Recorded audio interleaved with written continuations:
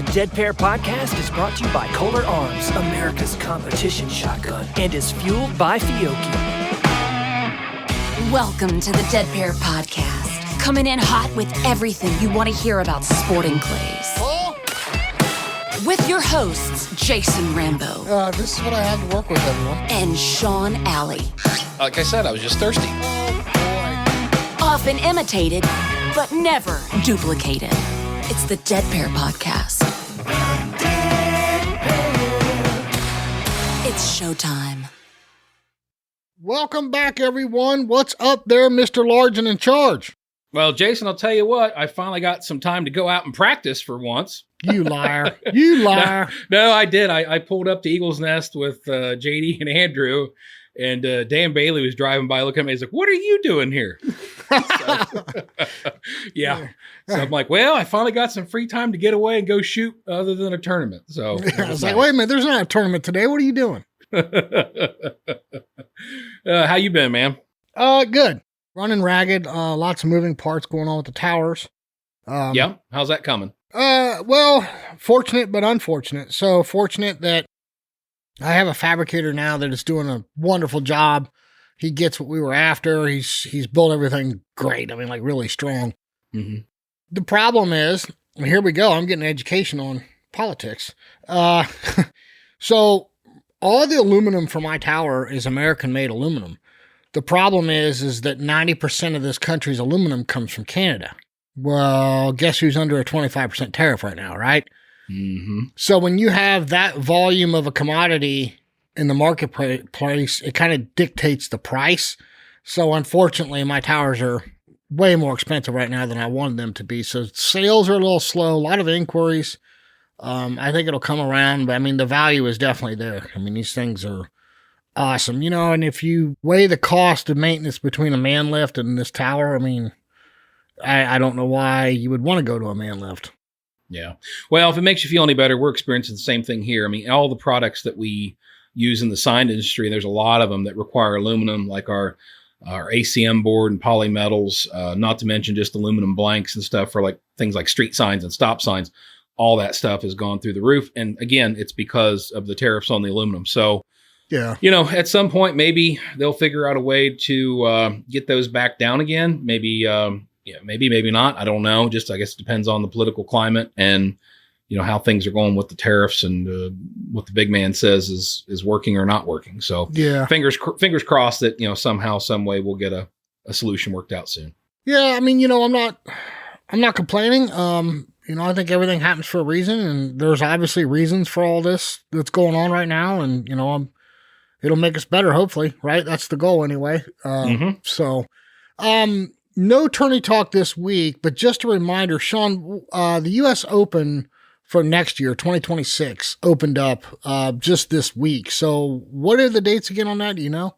Yeah, I got it here in front of me. So that is going to be next year, again, 2026. That's August 11th through the 16th at Game Unlimited. And yeah, registration just opened this week. Yeah, we had announced it a while back that it was coming open, but I got an email reminder just today, actually, that, hey, this thing's open. You guys need to get registered. So, and that's a big one, guys. So, guys and gals, so don't hesitate. Get in on that. A quick reminder to the club managers, if you've got a big shoot coming up, and as long as you're on Score Chaser, we can add you to the tourney talk. Just make sure when you email us, very important, the dates, where it's at, what it is, like if there's any guaranteed payout, what's making your shoot so big. And we'll be sure to include that in the tourney talk for you. Yeah. And another thing to add into there too is, hey, it's one of those things where you might feel giving us a 2 or 3 week notice is enough time, but that is not enough time. Jason and I have to record these things well in advance before before the working parts are done and it's finalized. So best bet, try to give us like at least a month or two notice on your shoot at minimum. And then we'll try to squeeze you in the best we can. Well, and it's not necessarily that we have to record so far ahead of time, Sean. We have a schedule and there's certain things that we record that's going to come out next week or, in a few days or whatever. And then we get this email drop. Hey, can you add this in real quick? And it's like, man, your shoot's coming out. Your shoot's coming out in 2 weeks and you just gave it to us the day before we recorded. So Right. And the biggest thing is like once we release that recording with your shoot on there, if that only gives somebody a week or two to get registered, that may or may not be enough time for most people to kind of plan accordingly. So if you want to get the best results earlier, sooner is always better. Yep. Absolutely. I agree 100%. Speaking of tournaments, Sean, so we're talking to Cory Kruse and Mr. Rad Chad Roberts tonight. And, Chad's got some things that he wants to talk about with payouts, and so does Cory. Yep. And it's interesting because there's been this dynamic in sporting clays that I've caught on to that it seems like people don't care about payout until they get some payout. And then all of a sudden it's like, ooh, I want some more of that. I don't think anybody, unless you're maybe Brandon or Zach or somebody at the very top of the game, I don't think anybody's making a living on their shooting. No, probably not. And I think it's, a lot of times what we've realized that it's a regional thing. Like, so you being from Ohio and me still being here, we know that it's not really a huge concern here with the shooting crowd overall. I mean, yes, it is important, and a lot of people do like to emphasize the payouts and look for that, but it's not the primary reason that a lot of the guys in the Ohio scene shoot. And I know you were just recently out there in California, and they do things a lot differently out there. Yeah, right? Yeah, they do.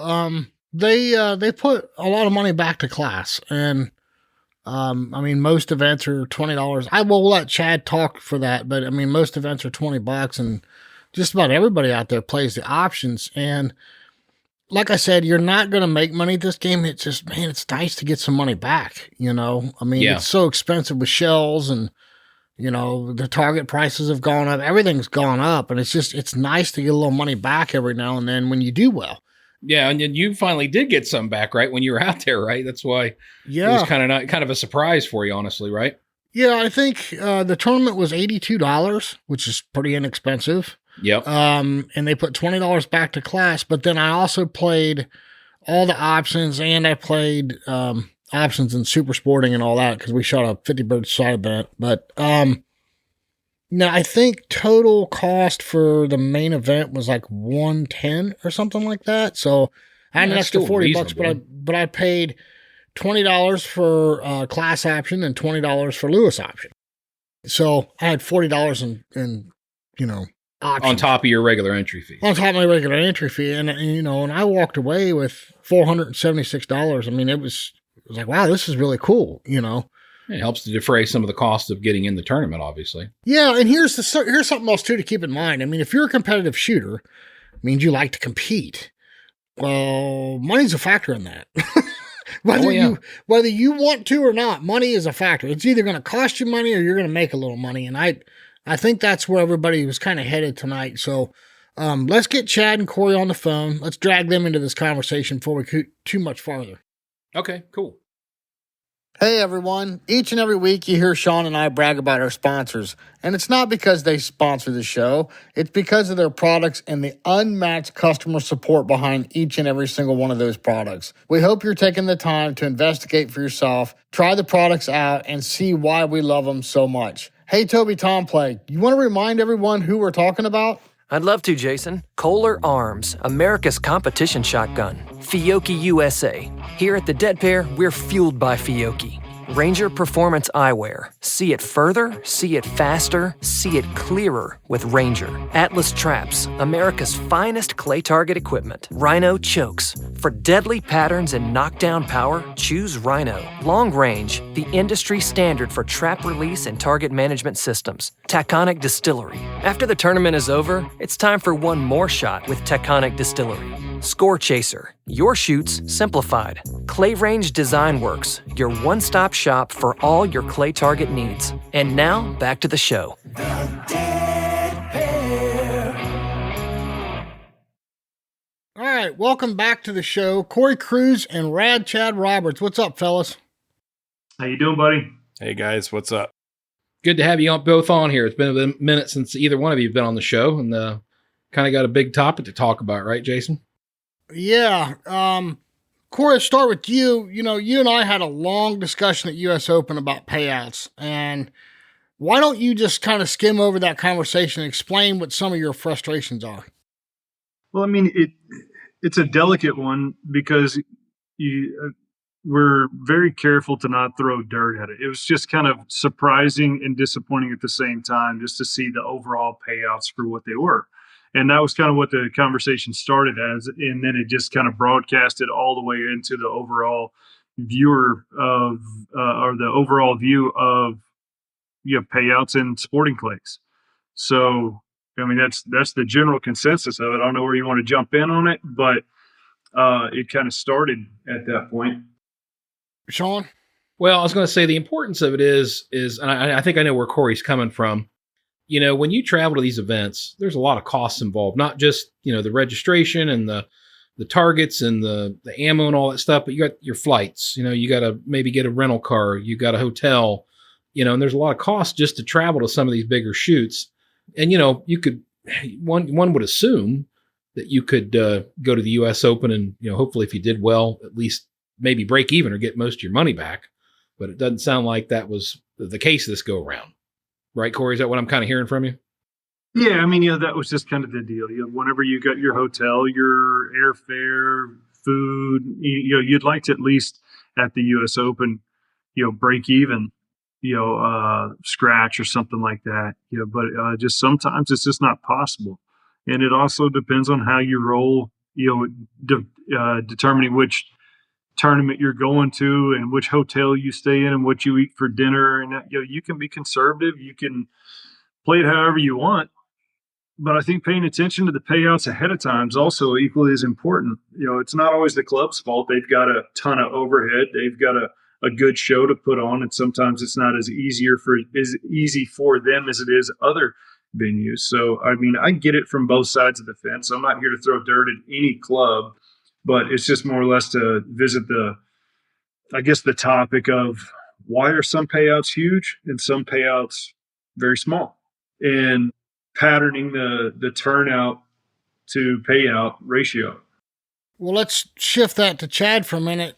Chad, you've made quite a bit of money locally over the last, 6-7 months? I can't remember. You told me the other day how many months you put together. You don't have to say the exact dollar figure, but I have pretty successfully locally. Yeah. So this came up a while ago, and this is just me, and this is the way I am with the game. I like to study all kinds of things around it and how it works, and the ins and outs and all that stuff, and why people do what they do. And I'm a coach, so I'm getting paid for different reasons to go out and teach somebody how to pull a trigger on a shotgun to shoot clay pottery out of the sky. So obviously I changed some stuff up last year at the end of the year. You guys know that. I implemented it and started going after it in November. And, between November and as of today's date, I made $11,000 in payout. And just from January until today, I've made, $9,700 shooting locally. And, obviously some of it is coming from my, the win I did, my HOA at California State, but that was in my state and it was local at one of my clubs. So I counted it. And I looked at my out of state shooting. Now, obviously I haven't been doing that good, as everybody knows. And here's me on all the podcasts and stuff, but I made $0, not even Lewis, nothing. Right. So, it just got me thinking of, it made me, Cory and I've had this conversation, and I still use it to this day. Is the lemon worth the squeeze, and that resonated big with me a while back. And, for me, I have obligations because of sponsorship.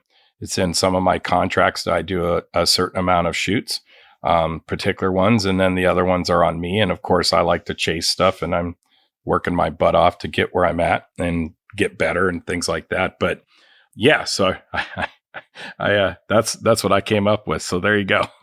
And I don't mind everybody knowing how much I made, because I do have a business in this. So the IRS already knows. Well, I'm not shooting Jason, under the water, people. Yeah. Well, Jason, you were just out there not too long ago with Chad, and you had some success, and things are obviously a little bit different in California. You want to talk about that just a little bit? Yeah. So the tournament that I shot with Chad had 115 people in it. Nope, 123. Well, I'm looking at the main event. Oh, okay. Yeah. So it's actually 116 people, and I made $470 for winning AA. I mean, that's for only having 116 people to shoot. And this wasn't like a guaranteed payout shoot. This was just money back to class. Which raises the question before we go too much deeper. Cory, you shoot a lot locally in Texas. Do you do pretty well? I mean, I know you probably win at your local tournaments, but I'm saying money-wise, do you do pretty well at a local shoot? It just depends. There's been kind of I guess this is another big topic, that like a culture shift, or maybe just a cultural observation of like what the main demographic is that in the Houston area that shows up to an NSCA or a registered shoot. And it's pretty fascinating for the Houston area. You've got Greater Houston Gun Club, American Shooting Centers, and Westside Sporting Grounds. And both American and Westside are averaging, around 120 plus people at each of them. And they'll have typically a monthly tournament. Now, Greater Houston does more or less kind of like a buckle series. And, for easy terminology, just call it like a quarterly tournament. Now, if you go on Score Chaser and look at the Greater Houston Buckle Series and see what kind of turnout, let me see if I can actually find that pretty quick. I've got it finally right here. So this is the last one. This was July 10th. Dominic Grossi won it with a 96. It paid him $1,000. I tied with Andrew Goche, and he won. I didn't even realize that I was going to be tied. I didn't think I'd place as well. I ended up getting third place, tied with Andrew, who also had a 93. First place $1,000, second place $750, third place $500. So I got third place and got $500 there. There were, let's see, for the main event, there were 246 shooters. Overall payout for class was $5,165 for a 100 target event with 246 shooters. So if you did the quick math on that, even if you look at fourth place, was $336. All right, now if we scroll down to AA won AA first place $282, second place $170, third place $112 in AA. And that's not options. That's just main event pay. That's just right. Yeah, that's just main event pay. Okay. There actually weren't any options available at this shoot. Really? This all free and clear, cheap entry fee, back to class money. What was the entry fee, if you don't mind my asking? I think $89. Okay. That's pretty good money for $89. Yeah, it seems very, very reasonable. Very reasonable. Yeah. But so that's more of a local scale. Now, there was a time last year that American Shooting Centers was hosting just kind of like a program with their monthly NSCA shoots, and they were putting up $1,000 for first place no matter what. And then they also experimented with where that right back to class dollar was, whether it's $100 back to class, $50 back to class, 25, and that I can't remember exactly where they settled. If it was 25, that seems to kind of satisfy the flavor of where the price point's not too expensive, but you're still kind of getting the turnout. Whenever they initially put it in, they lost about maybe a conservative 50% of their turnout just because it drove the cost up. People didn't want to come. Right. Gotcha. Well, Chad, switching gears here, you've been to Ohio. You said you wouldn't really shoot very many tournaments in Ohio if you were a resident here because they do things so differently out there in California.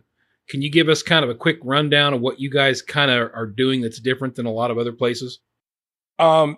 Just the reasons why I love shooting out there. So that's nothing against the targets. It's nothing against the clubs running it. I think they do fantastic jobs at the targets and the tournaments. But if I'm going to spend the money, I would hope to, if I'm at least at my level, I'm going to be trying to win something. So, right. I went to a particular shootout there. I won the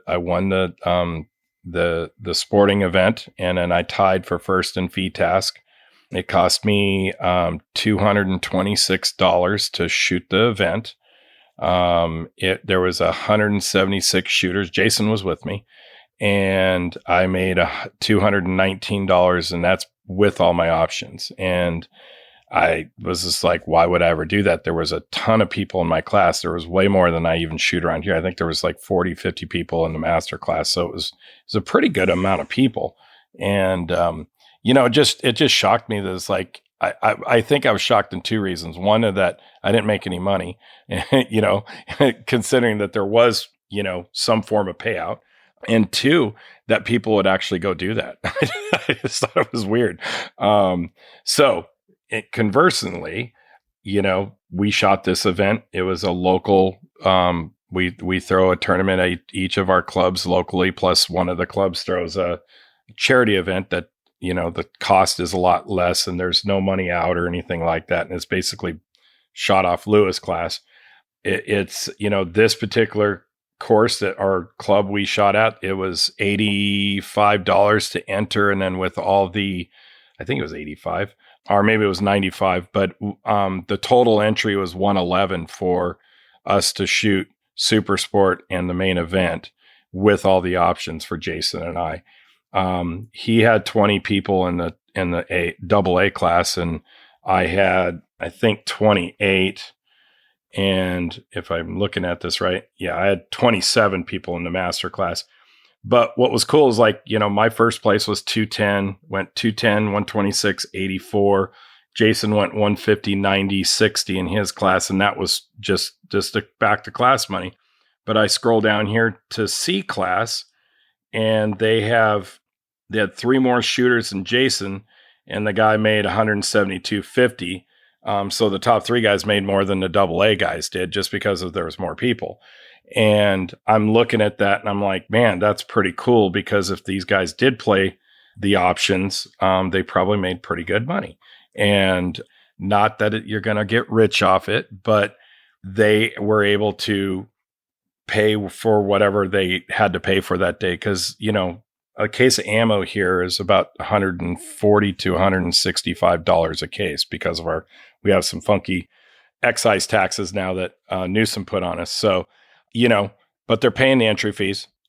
It's coming out of the entry fees. It's not going back to any other class. It's not like there's an HOA. So you can run a 92 in C class and you're still going to win C class. You're not going to win. There's no HOA money. I know the other club that I shoot at, that Jason has shot at before, it is $20 back to class. So that's the reason. That's what makes it fun for me. To me, chasing punches is no different than chasing money. They mean about the same to most people at different times in their career. If you're a C-class shooter, you're chasing punches because you don't care how much you win. You're trying to get those punches so you can make it into master class or whatever your goal is. So, for me, I'm already in a master class. I have 60 some punches. I don't think I need any more punches, but I would like to, if I'm going to pull the trigger, I'd like to get something out of it. Well, okay. If that answered your question, that's why we do it. And that's what it looks like out here. Right. So one of the reasons why they're able to do that is they don't have trappers. They self-police it, and they do a really good job of it out there. Trust me, I've seen it firsthand. Now, we all know that no trappers isn't going to work on the East Coast. You just can't sell it. I mean, it's just, in Ohio and Florida that I've been to, you're not going to convince those people to show up at a tournament that doesn't have trappers.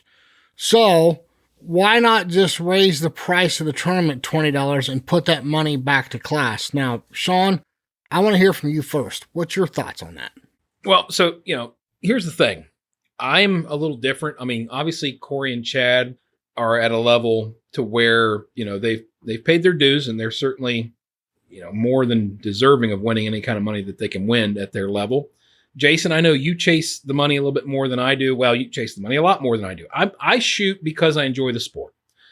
And, I run a business, very, very stressful. This, to me, is a hobby to the most extent. And I do it for relaxation, social, means to meet and greet people, so on and so forth. Have fun. Jake Spangler said it one time. He goes, "Hey, we're in the entertainment business when we're throwing tournaments here." So I get it. I mean, for me, I don't care if I went to a tournament and won $500. That's awesome. I mean, who doesn't want to win $500? But it's not the reason I go. And if I go to a big tournament like the Nationals or the Jack Links or something like that, I already have it in my head that I'm not going to be a super big competitor to win that. Could I? Oh, I guess maybe on a great day, but that's not why I go. I'm going for the experience. I'm going for more of a vacation or, fun factor versus a performance factor where I'm going to cash a check. And that's where I'm coming from. Sean, that is the dumbest damn thing I've ever heard come out of your mouth. You are more stressed out. You're more stressed out at a tournament than you are at work. I don't even want to hear it. Okay. Anyway, Jiminy Christmas. I mean, look, dude, if you, what's $20, especially to Pro Sign Studios? Okay. It's not. I'm just, all I'm saying is I don't have a problem with paying option money. I usually do Lewis, but like if I'm going to go to the Jack Links and I'm in master class, I mean, what chance do I got to win against the top 25 guys? And most master class shooters would tell you that. So I don't play the class option. I don't put the money in that. I'll put it in Lewis class because I might just hit that number. And a lot of people. Hey, do you play? Go ahead. Do you play the class option locally? Yeah. Like I usually do play class option locally. Because you feel like you have a chance, right? I feel like I have obviously a better chance than that than going to one of those giant tournaments like a US Open. And that's awesome. I think that's great. Because because you feel confident, you have a chance and you go for it. That's cool. Yeah, but it's not the primary reason I go. Would you say this if it was truly 100% deep down inside, only for the pure entertainment purposes? Then my question would be: then why don't you shoot? Why doesn't a person, not just you, but why doesn't a person that would not care at all, no matter what, not just go shoot charity tournaments where they can shoot higher numbers and not care about winning or not? Well, I mean, my answer to that is charity shoot, to be honest, is going to bring levels all over. Somebody that's maybe touched a gun once in their life to people that are avid shooters like we are. And I don't think that's a real gauge of performance. So when I go to a tournament, I like to, stack myself against quote unquote my peers. Gotcha. And for me, it's just like, okay, where do I fit in amongst this group? And that's kind of an honest assessment, I think. I want to clarify I'm still, hold on a minute, Cory. I know you're chomping at the bit. I'm watching you like, come on, dude. No, I'm really not. I'm just listening. Cause I mean, the perspective of all walks across the country and world are fascinating to me. And I mean, at the end of the day, at the end of this podcast, everyone's going to realize there's not a right answer and there ain't a wrong answer. It's just different in perspective. Yeah. We live in America and we can have those. So it really, it's just fascinating. And I think it's also really neat for the club owners and the tournament designers or the event coordinators to kind of hear all the different perspectives. So if they can find a balance point in the middle of the road that you can please whatever their main demographic is a little bit better, then awesome. That's kind of the idea behind the conversation is where's the culture at within the game and how do we stretch it to be just a little bit better? How can we maybe infuse something that Texas has that's better in Texas than it is the rest of the country. I mean, our charity shoots and networking events, golly, man, anywhere in Houston from a Monday to a Sunday, you can go find a corporate shoot, a charity shoot, a networking shoot. There's something going on every single day of the week. Mondays are just now as busy as, Thursdays and Fridays. And the only time you're ever going to see a corporate shoot on the weekend is because I don't know that you're actually going to see one on the weekend. No one wants to give up their Saturday or Sunday for something work related. Now you might have a Saturday, Sunday NSCA shoot at a certain club, which is pretty obvious. But man, the corporate market in Texas is incredible. And like Chad was asking you, Sean, that like, why wouldn't you go do that? Well, you answered it perfectly. It's because I just, I would rather shoot a more competitive course and see that, group of buddies there. You don't get to see all of your homies at a charity shoot. It's usually there for a networking purpose or for a charity purpose. Well, So either way, I mean, that's where I got to clarify a little bit, because there's a lot of people listening to what Sean said and they're pounding their fist going, yeah, what him said. Well, let me clarify. First of all, Jason doesn't chase money. If I did, the way I shoot, I'd be the brokest guy. Probably am the brokest guy in this game. Okay, I've got ramen noodles on layaway. All right, so that's first of all. Second of all, Sean, I'm not talking about comparing a tournament that has a guaranteed $300,000 purse to go on a Cardinal next weekend. Okay? Right. I'm talking about if you're going to Cardinal or Eagle's Nest or Airport, any of the local clubs to you there in Ohio, what's $20 at a chance to win in something? You just told Chad that you feel you're more competitive and you play class option there. So what is $20 more back to class going to hurt you?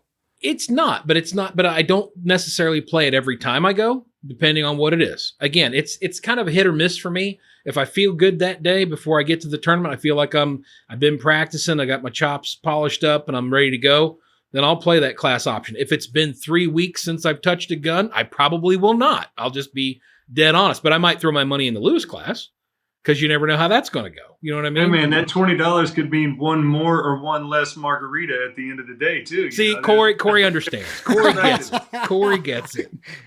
Sean's going to spend more money on margaritas that night than he will on entry fees. But yeah, and I wasn't trying to pay. I just want to know how you polish chops. Just wondering. Come on out to Ohio again, Chad. I'll show you. So okay, let's get back on track here to my point though. So like Chad said, I made in the main 630. No, that's what you made. Oh, that's right. You made 470. I'm sorry. Yeah, so I was $150 back to class money. I won $220 for playing class option. That was just in the main. Now, to your point, Mr. Alley, I got lucky and won Lewis class and super sporting, and I got another $100. Lewis class, as we know, is a crapshoot. And by the way, we've had a couple of emails talking about this because we announced somewhere along the line that this episode was coming, and they wanted us to break all that down. Go back in the Wayback Wagon. I forget what episode it was, but it's called Sporting Clays 101. We broke down how the options work and all that, so check that out. But right, my thing is, Sean, is if local tournaments started paying the money like what Chad is experiencing out there, you think that would be a bad thing to raise it? Okay, if you're already putting $10 back to class, make it 20, so you're raising the cost of the event $10 more. Not at all. Is that going to break you? No, not at all. And I don't think that's the thing. But Jason, I know you've been down in Florida since last year, but you remember how it is up here. People don't shoot these tournaments at No. It's worse down here. There is zero money. None. Okay. But I'm just saying, I think that the majority of people here in Ohio, if you grew up here in Ohio and you're shooting tournaments here locally at Ohio at Cardinal, Hillendale, Eagles Nest, Airport Ridge, all those clubs, that the mindset is not about the money. It's about the competition. It's about the camaraderie. It's about seeing your buddies, like Cory said. It's about, visiting with people and friends. And then you're doing a competition, so it's fun. If I went to a tournament, it's not my main reason to win money. I'm going to shoot because I have fun. The minute I stop having fun shooting this game is the time I put the gun in safe, and I'll never touch it again. Just to be honest with you. That's a good point. Like, look, if you zoom out and you look at like what you're talking about, Sean, and then what I'm saying, what Jason and Chad, you've got like cultural demographics. Okay. Mm-hmm. So who do you have that actually, shoots? One, you've got the recreational shooter. He's just shooting for pure enjoyment, not interested in competitions. You got the competitive shooter, that's the guy that's his interest is moving up in the ranks, winning his class, and he's on a budget, but he definitely likes payouts. All right. Then you got the corporate shooter that he's just there for networking, charity, having fun. He's there because it's part of his job. Then you've got the fun shoot guy that's, semi-competitive. He's in for a cheap adventure, seeing his buddies, and he's not interested in payouts. And then you have the 4-H kids, SCTP. They're in there for exposure to move up the ranks, but to win scholarships or, prizes that might advance them through, through their college days and whatnot. Okay. So you've got basically, those are just 5 demographics within the game. I'm probably missing another 5, but I mean, the main one in the NSCA is that fun shoot guy that he's just in for a cheap adventure and not interested in that. So the difference in what we're saying here is that it's like a competitive shooter versus a fun shooter. We want to be competitive, have a good time, and win money versus the guy that just wants it cheaper, cheap adventure, not interested in winning money. And so that's what I mean. There's no right or wrong answer. That's just the difference in it. And typically the guy that's a fun shooter, he's probably retired and he's not too worried about, now obviously with non-complacent budget, he's not just looking to just go blow money, for no reason. He wants to get something out of it. But at the same point, he's probably on a monthly budget with his retirement and doesn't want to, shoot the whole wad there, in one weekend. So therefore, what's he going to do? He's going to look at the tournaments, on the calendar that he has the best time at being there, whether it be the environment, the culture of the town, what kind of hotel, if he's got family near, and use the Jack Links Cup, and there's a good payout. And you got a huge ditty bag, and everyone has a great time and great things to say about it, right? Right. Well, then past that, you got the Nationals. The Nationals is just as much a social event as it is a championship. That ain't a lie. Yep. And it's probably more 80-20 social event than it is a championship. Yeah. And we've got other little fun facts to kind of back that statement up. But then if you look at where the other big payouts at a titled, meaningful championship, my opinion of that, the Browning Briley here in Houston, it pays just as much as the Jack Links, only to the top 3. Now, Jack Links has good payouts for all the different classes. I think this next year it's $5,000 for class first from master all the way to E. That's pretty impressive. Yeah. The Browning Briley just this past year paid $25,000 to Dominic, who won it, and then 15 to second and 10 to third. $1,000. I mean, that's a nice month having $1,000 in your pocket. Heck yeah. And then even the Texas State shoot this year paid $10,000 to me to win it, for HOA. I mean, that's freaking awesome. The Diamond Classic, here's where it starts getting interesting. The Diamond Classic held at Greater Houston. It's in, I think it's September, but in 2024, the experiment that Kevin ran was on the super sporting event, and he did $100 back to class in it. All right. Well, I won it last year, and it paid me $5,500 to win a side event at the Diamond Classic. That's pretty awesome. Yeah. So it's just more or less, if you can take these little ideas and test them in your general area and see what the turnout is, you're losing. The NSCA is losing a ton of shooters because they plateau at masterclass, and it's just too expensive to go shoot the tournaments. They don't get that adventure, that rush for winning their class like they would and not have any payout. So what do? They go shoot ZZs or Halise is a better word, or something like that, to where, a 30 bird short race, big payouts, Calcuttas, all that sort of stuff. And they have a good time. They still see their buddies. They're checking all those boxes, and adios NSCA. That's where they're kind of missing the mark on existing membership leaving. And then just like, what's the trade-off for new people coming in? Those are some stats that someone that, the smart guy in the room needs to really study. I think the NSCA would benefit from it greatly. The clubs would benefit from it greatly because they're going to be throwing more targets. There's a win-win across the board when someone can kind of really figure this algorithm out. That's going to, bonus everyone. Hey, Cory, can I ask you a question before you go real quick? Because it's on top of my head. Sorry. Do you mind sharing how much your total payout was at the Browning Briley? Yeah, let me look. Or actually, better yet, let's do this because it's closer in. Oh, dude, I don't care. It's all on the internet anyway. No. I'm thinking about. I'm trying to compare. I'm trying to compare 2 events specifically. So Browning Briley won't work. What was your payout at Texas State? Total. Without me having to look it up. Without me looking it up. Do you remember? Well, you got your check, didn't you? I did, but man, I don't remember what I ate for breakfast. So what do you want to know, Browning Briley or Texas State? I'm gonna look it up. Texas State, because it's very specific. $13,614. Okay. So this is why I talk about this when everybody asks me, because I had a person, Chris Ferris, came out to California once. He had the same experience that Jason had, except he actually beat me in the main event. I got second. And he was like, holy crap, I got a paycheck. And I was like, yeah, that's how it works out here. And you made how much did you say? 13,000? 13,614. Okay. There were 931 shooters at the Texas. Right. And so you made $6,700 at the US Open. Yeah. And there was triple the amount of shooters, right? Or at least double, right? Almost double, correct? Yeah. If you're looking at the numbers, for the main event at the, and I don't know if it's a generalized number, but the final scores on Score Chaser published 931 shooters. I don't know if that pertains to main event only or all the way across the board. But yeah, if you were to compare the Texas State shoot to the US Open, yeah. Yeah, it's 1,000 shooters, 1,091 just in the main event.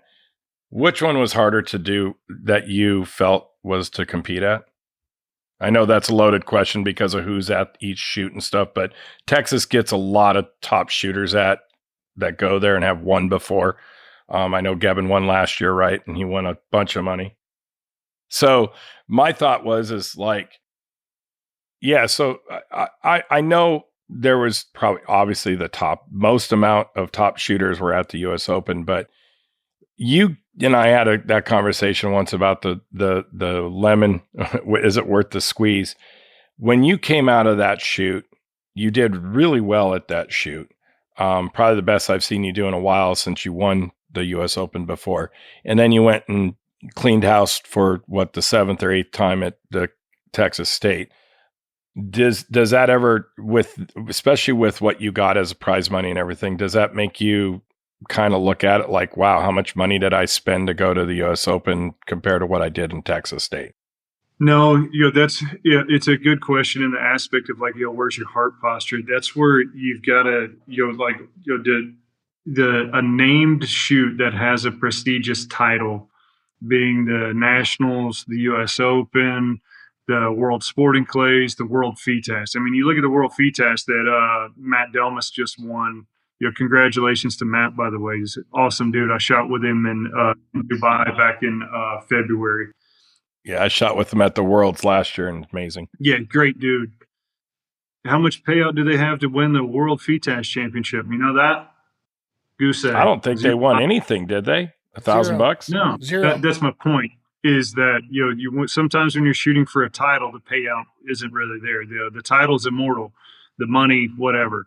But there's only one Nationals a year. There's only one U.S. Open a year.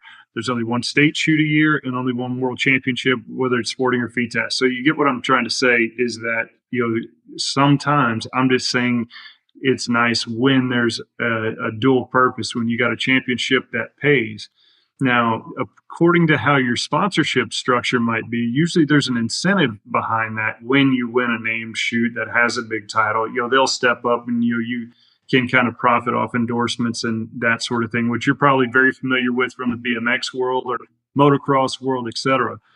But if you're asking me, did I look at the Browning Briley, the U.S. Open, and the Texas State shoot and factor in what it cost me versus what I profited? Well, I'm way in the green for those because two of them were in my backyard, and then the U.S. Open in Mississippi, the cost of hotels and food wasn't that expensive, and I rode up with a buddy as well, so I was able to shoot on a minimal budget and still turn a profit at all three. There's not many shoots you can go to 3 in a row and still turn a profit unless you're Brandon Powell. So, ain't that the fact? I want to, I want to try and hammer something home. Congratulations to Brandon, by the way, on the World Sporting too. That's awesome. You got a HOA in the sporting and a runner-up at the World FITAS. That's an incredible run. Zippity zap zap. Yeah. And I want to make something clear. We're not trying to whine and complain about everything, but the point I'm trying to hammer home is maybe if a club threw one money shoot a month, or something. I mean, look, Chad can tell you about a guy in D class that won over $1,100 at one of these shoots. I mean, I think what you're like, Jason, I'm sorry to interrupt, but I mean, I think the idea is just test your local demographic and see what happens. That's what Kevin Daugherty did at Greater Houston, and man, it's taken off. And like how he played around with the back to class money in the super sport, and it's taken off. And then he's watching, what the Troy Lynx is doing, out at Quail Creek, and you're starting to see. Back in the day, man, if there was $10,000 added money in a tournament, every guy that thought he was a pro was there. It was a big deal. I mean, it wasn't too long ago to win the nationals. It was only 5,000. All right. So, it's definitely, the culture is moving in a positive direction, especially the idea of what the Jack Lynx and the Browning Briley and, the Dubai shoots that are up. I mean, Ben Hustwaite told me the other day that they're in December, they're having another shoot in Dubai of this year, and that registration is open. I mean, that's incredible. You got hundreds of thousands of dollars up for grabs on a world scale in a world market. That's really, really awesome. Those opportunities didn't exist in not so distant past. So I think that overall, maybe it's according to conversations like this, and then just people, but I would encourage people to experiment with their local and national demographic to see what works. Some people might like it. They might be hesitant, and like you said, Sean, I'm not really interested in the $20, but you go to a couple of them and you get you a $250 check for just placing. That's pretty good little use of your Saturday. Yeah, no, you're absolutely right. And I wasn't trying to poo-poo anybody that goes after. I'm just saying that for me, it's just a matter of, does the $20 bother me to throw it in the class? It's not a money thing. I mean, I'll throw $20 in. It's just, how do I feel about that specific shoot that I go to? Do I feel confident to where I'm going to be, a contender and I could possibly win it? If there's too many other big names there, I'm like, maybe probably just save the $20, like you said, for an extra margarita afterwards. And that's probably the safer bet. But I don't have any problems tossing money towards, I mean, like I said, I'll play Lewis class. Nobody knows if they're going to win Lewis class at the start of the day. So I'll play that just as a straight gamble. We don't even know if they'll actually play the Lewis class either. This is more like, I think what he's asking, and I think this is a question too with what my comment is I think it's the norm out here because we've been doing it for a long time. We as a board, since I'm on the California board for sporting clays, is we pushed our clubs when they put shoots together is kind of try to figure out not only to help, with the guys that are chasing punches, but also give a little back to the guys that don't necessarily are chasing punches because they're already there or whatever reason, but gives them a chance to win some. So like when I go to Northern California, it's 7.5, 9 hours to get up there, depending if you take a trailer or not.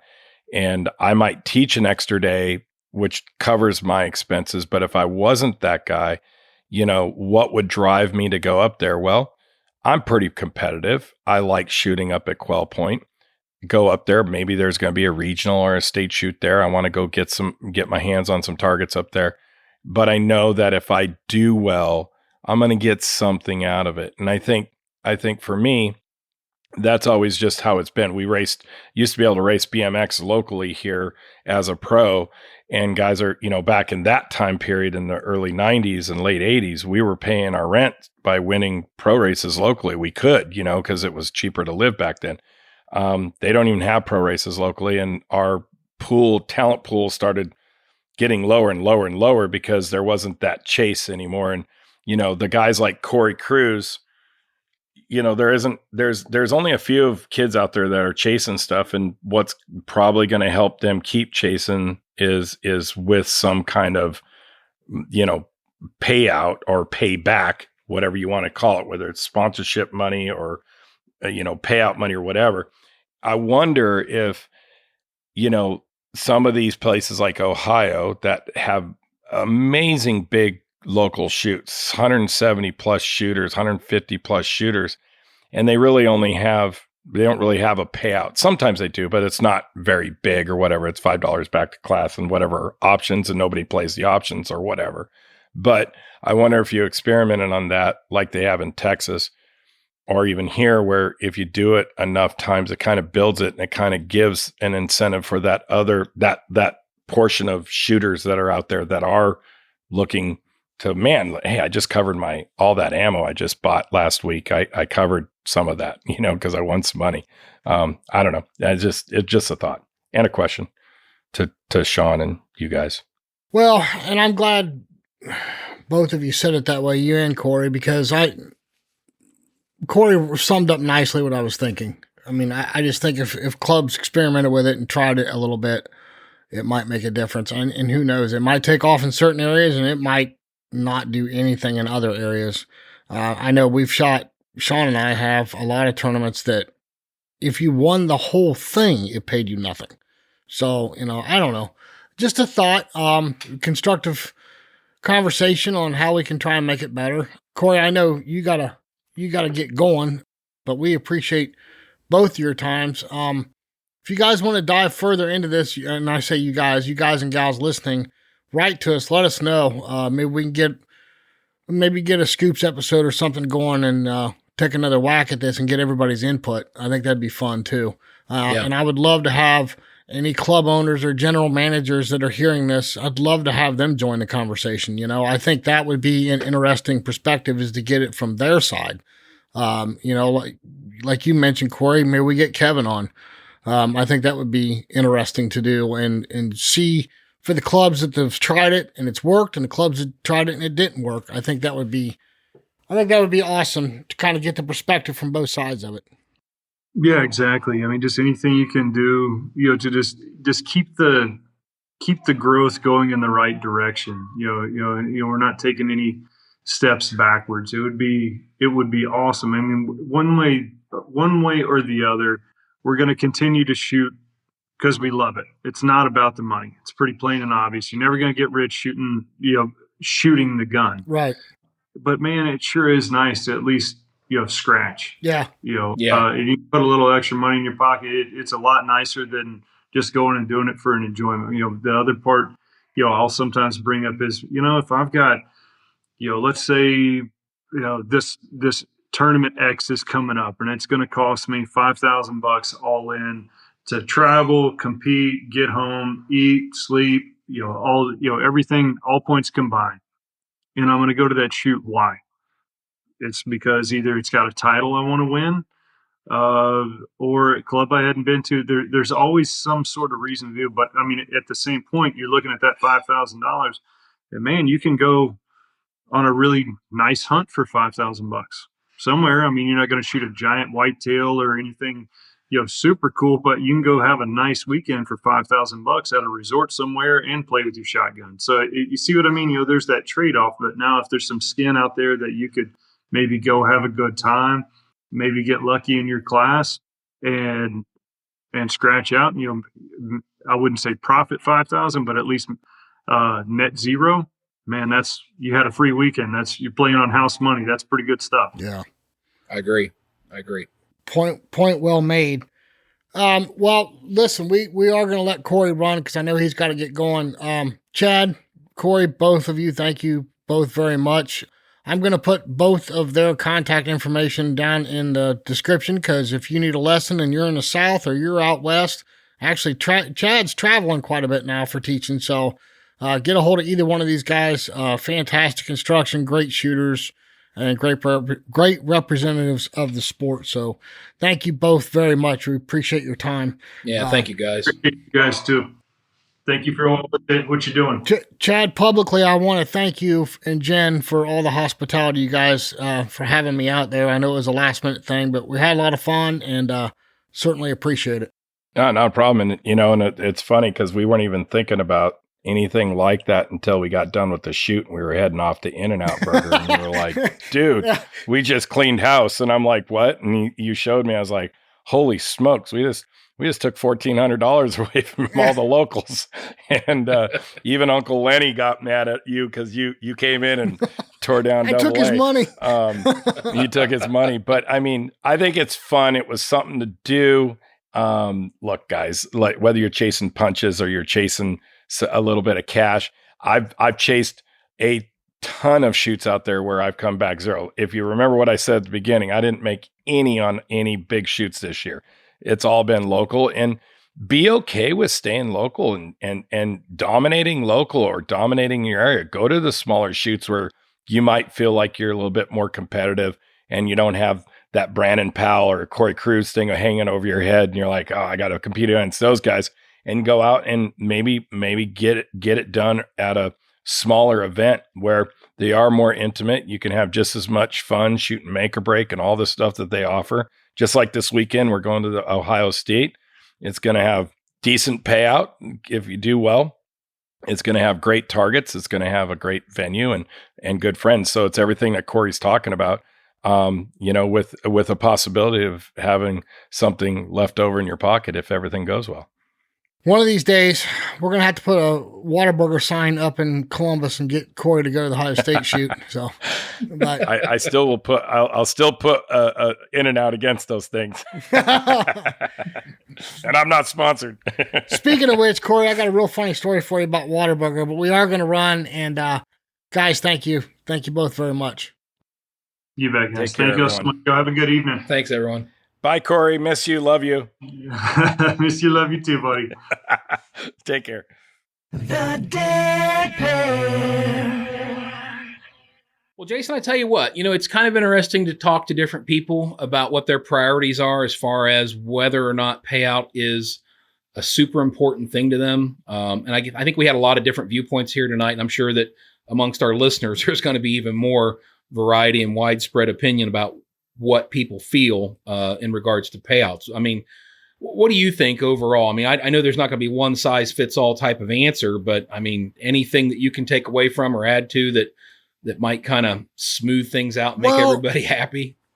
Yeah, one thing we didn't touch on in the conversation, I mean, we kind of brushed over it in the conversation, was the cost to go to some of these events. I mean, you're traveling, you got major expense. I mean, and I think if it's a state shoot or above, meaning state, regional, U.S. Open, national, I think there should be some pretty healthy purse there. Obviously, if it's a quote-unquote big blast shoot, then it should have purse there. But I don't know, man. I mean, if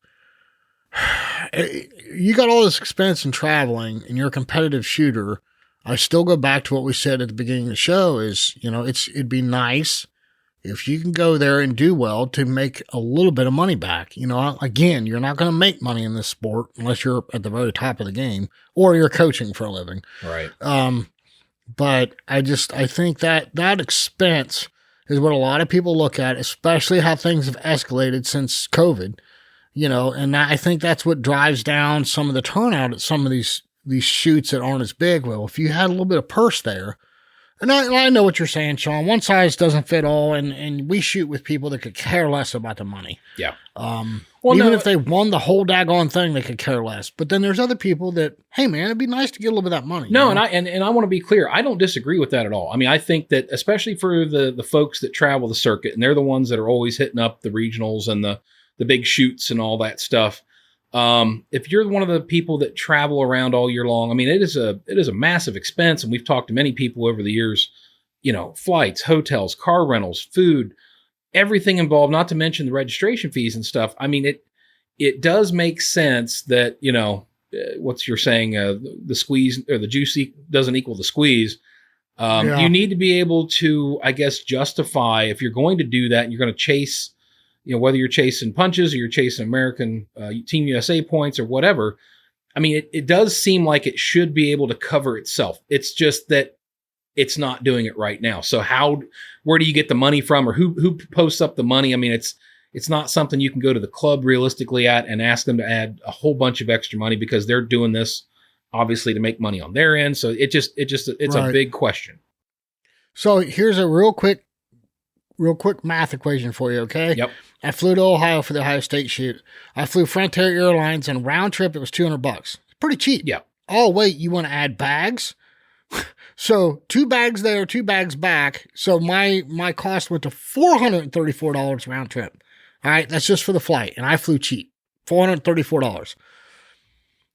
And on my rental car, I went through Turo instead of going through one of the big brands, and I saved a ton of money, but I still had over $500 on a rental car. Yep. All right. The golf cart had nothing to do with Hillendale. They brought in an outside service for 4 days, cost me $500. So do the math on this, right? Just hotel, not hotel. I'm not going to include that because we got a big room with multiple beds and we split it up. And so I'm not going to include that, but just flight, rental car, golf cart, almost $1,500. And I made $775 at the Ohio State shoot. And I didn't even, I did okay in some side events and stuff. Right. Now you want to talk about something that really irks you off. 5 more targets across 2 different events that I brought home $1,100, but we won't talk about hindsight. But I guess it's still to the point where, the money you spent, even with doing as well as you did, didn't cover your costs of being there. Oh, I didn't even talk about registration. Right. costs. And you didn't talk about food. You didn't talk about any Right. extras that you spent, somewhere, somehow. Gas for the car. Yeah, just it always pops dumb up. things. So I get it. I get it. And it's a true concern. It's just, how do we reasonably get that money in the pot to where, the top shooters in every class can expect to recoup at least the cost of going? Because I think like you said, that's fair. That's more than fair, but how do you do it? Yeah. Look, if you're going to fly out of town, period. I don't care who you are, where you're going. If you're flying out of town between your flight, hotel, rental car, your golf cart, your registration, your ammo, Hotel. you're every bit of $4,000 to $4,500. Yep. That's just your cost to get there. That doesn't include food or gas money or any of that running around, right? Now you're going to go shoot this event for $4,000. Wouldn't it be nice if you just, hey, I won $1,000? You know what I mean? And offset a little bit. Obviously, you're not going to make money, but just a little bit of offset. Now, look, I've been traveling around for how many years and didn't make a dime. So, it's one of those things that I'm not trying to discourage anybody, and I'm really not. But I'd really like to hear from some clubs and some managers that, hey, we got this idea to help build a purse this way. Great, get your butt on here. Let's talk about it. Yes. Let's see if we can get some kind of movement going or something. Because it is tough, and it's hard on these clubs to do that. So maybe a little bit of back to class money here and there or something would be great. I don't know. This is a way to start the conversation. And any club manager or owner that's listening to this or would like to talk about it or discuss some ideas, man, get a hold of us. Love to have you on. Absolutely. Yeah, I think it would be nice to have a fresh perspective, and maybe somebody out there does have a good formula for making this all work. But hey, let us know. We're anxiously waiting in the wings. Yeah, and like I said, please don't anybody be discouraged. This isn't a whining, crying session. We're just trying to figure out a way to make it a little bit better. And don't be discouraged if you're a new shooter or maybe a relatively new shooter. Don't be discouraged. Go to a big event. It's worth it. Yeah. Myself, I'm going to focus on some state shoots next year. I think there's just more intimacy in them. But if you've never been to a big event, you need to go to experience it for sure. Yeah. And that goes back to the message we preached, week in and week out, Jason. Take somebody new shooting, get somebody involved in the sport.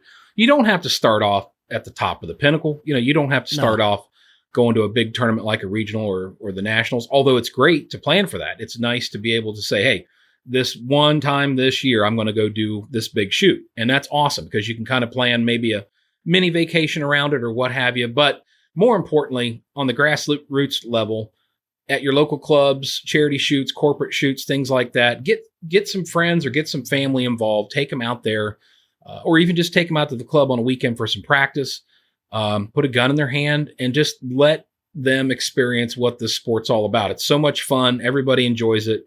I don't think I've ever had anybody go out and say this was horrible and I hated it. Have you, Jason? No, right. Never. So, never. It's not that bad, guys. Help yourselves, help the sport, get people out there, get them involved. And that's the only way we're going to get this sport, keep this sport growing. Absolutely. And real quick, 10% off your order through either Taconic Distilleries or RE Ranger. Next time you're ordering a set of, you're pulling the trigger on a set of Ranger React lenses, save 10% off your order. Use the code DEADPAIR10 at checkout or join Sean and I for a drink with Taconic Distilleries. Again, save 10% off your order at checkout. One last thing, the Kolar Dead Pair raffle. It's going to happen at the National Championship. We'll be live on YouTube when it happens.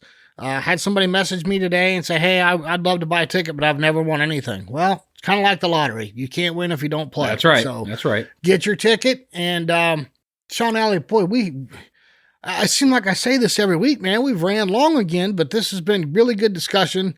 Maybe we'll carry it into next week. So yeah. Until next week, my friend. Can't wait to see y'all back here on the Dead Pair Podcast. We'll see you next time on the Dead Pair Podcast. The Dead Pair Podcast is brought to you by Kolar Arms, the mark of performance, and is fueled by Fiocchi USA. The Dead Pair theme song was written, arranged, and produced by Toby Tomplay. Special thanks to the following sponsors: Atlas Traps, Ranger Performance Eyewear, Rhino Chokes, Long Range LLC, Taconic Distillery, Score Chaser, and Clay Range Design Works.